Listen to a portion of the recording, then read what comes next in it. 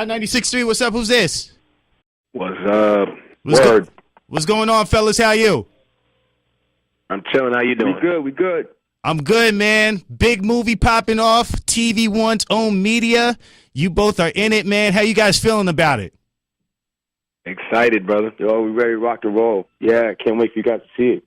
Nah, no doubt, no doubt. I mean, the previews look crazy, and I mean, you both got a lot of film accolades and stuff like that. I mean, I'm a fan of both of you guys from Stomp the Yard because I'm a Greek and whatnot.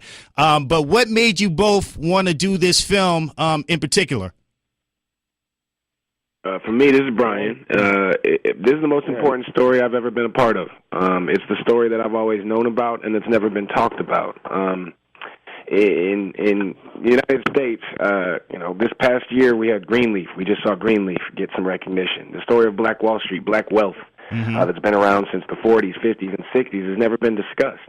And if you listen to 45's administration, they want to say it never existed.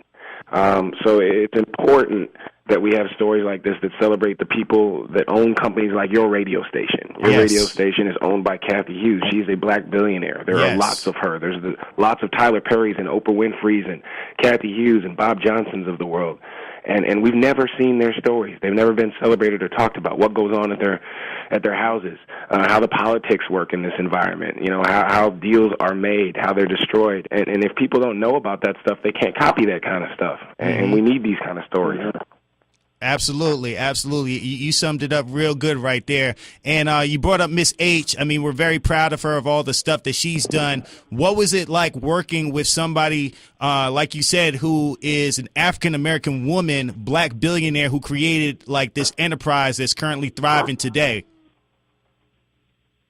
I'll let Pooch handle that one. She's like Miss Hughes, he's Mrs. Hughes' mentor, so I think Pooch can speak to that. That's what's up. Well, it's one of these things to it. Yeah, I don't know how I got that title. You know what I mean?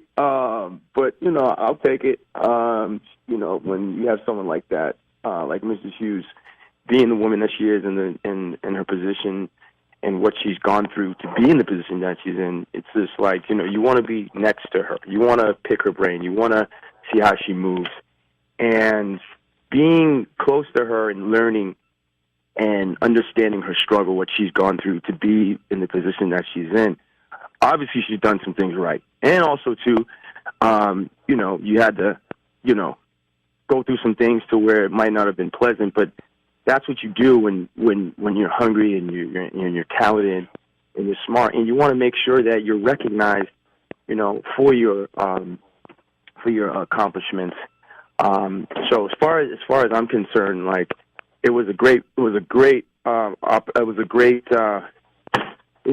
being a part of her world, seeing her world, and like Brian said, there's a side that a lot of us don't understand. From even myself, seeing that. Wow, there are some companies that are owned by people who aren't athletes or rappers or something like to that effect, to where you have smart people who can do a business without it being like based off of their jump shot or how fast they run. And then you have a powerful black woman. You know what I'm saying, like Mrs. Hughes. So I want to piggyback on that real quick. Go ahead. Yeah, I want to piggyback on that real quick. Magic Johnson is a great example of what Pooch was just talking about. There's no shots being taken at the brothers and sisters that put points on scoreboards or rock microphones, because that's admirable, wonderful, and wealth creating career paths. But there's higher levels to aspire to. Magic Johnson played, Hall of Fame basketball, then became the head of basketball operations, and there's a majority owner, seat that's a higher level. So everybody upline is writing everybody downline checks, and it's great to get millions of dollars of checks for Duncan, but I'd rather be the team owner writing 30 checks to players and coaches and et cetera, and having all the money. And that's what this story is about. Mrs. Hughes has all the money and hundreds of yes, he does. She pays downline too, and we need to be inspired to be like that. Absolutely, that's what we want to be. Nah, you're definitely right, man. You both hit it on the head, because I think a lot of the times our people in particular, we get caught up in what we see, but we don't see a lot of the behind the scenes stuff. So I think this movie will help expose a lot of that. Absolutely, man. And the reason that we haven't been able to do that is why people need to tune in. We don't control the majority of the narrative. You know, on your radio station, you control that narrative. On a lot of TV stations, they're not owned by people that look like us. Mm-hmm. So when you have a show like this on TVOne, where the network and the show are both owned by Kathy Hughes, you know it's an accurate, fair, three-dimensional, realistic portrayal of us and how we move and how we live. So if we don't support it, we're never going to see this again. Think about how long it's taken to get a green leaf. Absolutely. You know, Black Wall Street was always there. Nobody ever wanted to talk about it because we didn't have enough of our own bandwidth or the control over the narrative to push that story out. Ava DuVernay, OWN Network, changed that. Kathy Hughes is throwing about 50 logs on that fire and creating a raging inferno, and we need people to tune into media and make it burn, man. You heard it, man. Brian White, Pooch Hall, media tomorrow. Make sure you tune in. It's definitely going to be an enlightening film, and, you know, we really got to do a better job of supporting our own. Brothers, we appreciate you checking in, man. Thank you.